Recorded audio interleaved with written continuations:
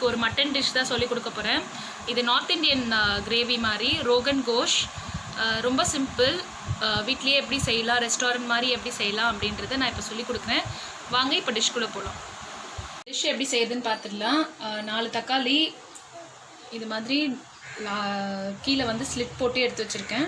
இதை வந்து பிளான்ச் பண்ணிடலாம். சுடு தண்ணி கொதிக்க வச்சுருக்கேன். இப்போ அந்த 4 தக்காளியும் இதில் போட்டுடலாம்.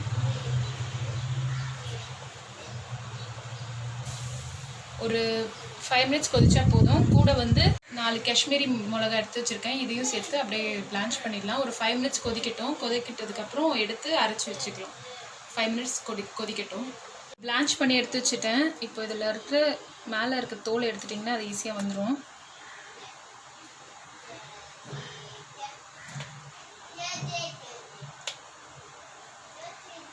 எடுத்து அரைச்சிடலாம். இதே மாதிரி எல்லாத்தையும் பண்ணிவிட்டு இந்த மிளகாயும் சேர்த்து அரைச்சி ஒரு பேஸ்ட் மாதிரி எடுத்து வச்சுக்கோங்க.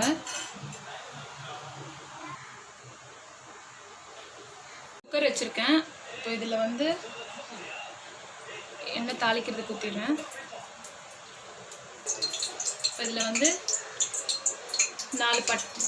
2 பட்டை, ஒரே ஒரு அன்னாச்சி பூ, 4 கிராம்பு, ஒரு 4 வந்து பிரிஞ்சி இலை எடுத்து வச்சுருக்கேன். அதை தாளிக்கிறதுக்கு போட்டுடலாம்.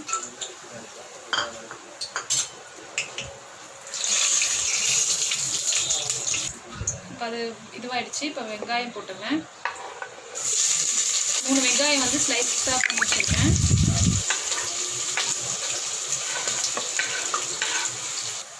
வெங்காயம் கோல்டன் ப்ரௌன் ஆகிடுச்சு. இப்போ ஒரு டீஸ்பூன் வந்து இஞ்சி பூண்டு பேஸ்ட் இதையும் போட்டு நல்லா வதக்கிக்கோங்க.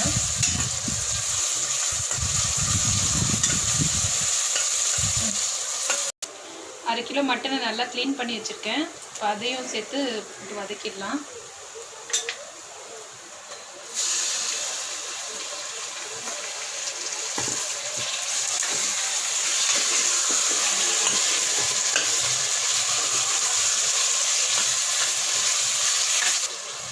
மட்டன் நல்லா வதக்கிட்டேன். இப்போ மட்டன் வேகிறதுக்கு தேவையான தண்ணி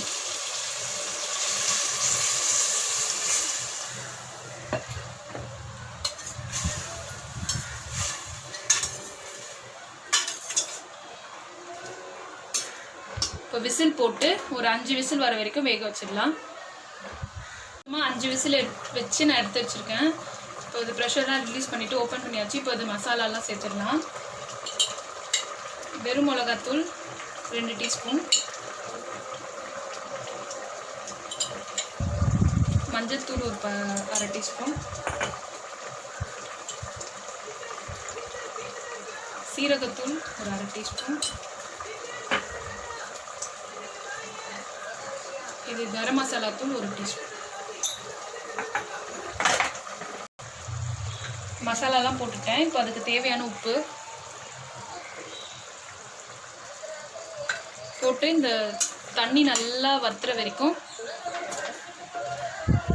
கொதிக்கட்டும். நல்லா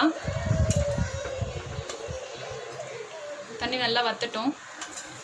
அதுக்கப்புறம் நம்ம இந்த தக்காளி பியூரி ஆட் பண்ணிட்டு வதக்கிட்டு இறக்கிடலாம்.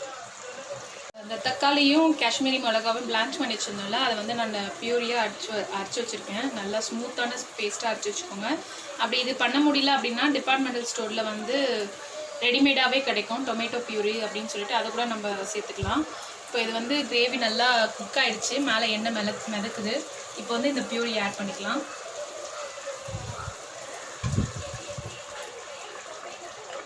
இந்த பியூரி ஆட் பண்ணிவிட்டு நல்லா வதக்கிக்கோங்க.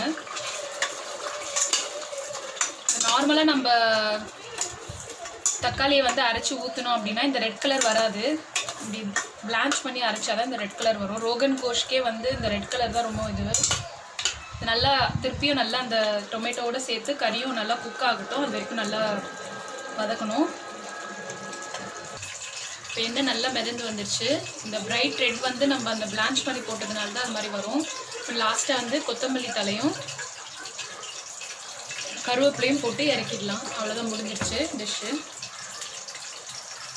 அவ்வளோ.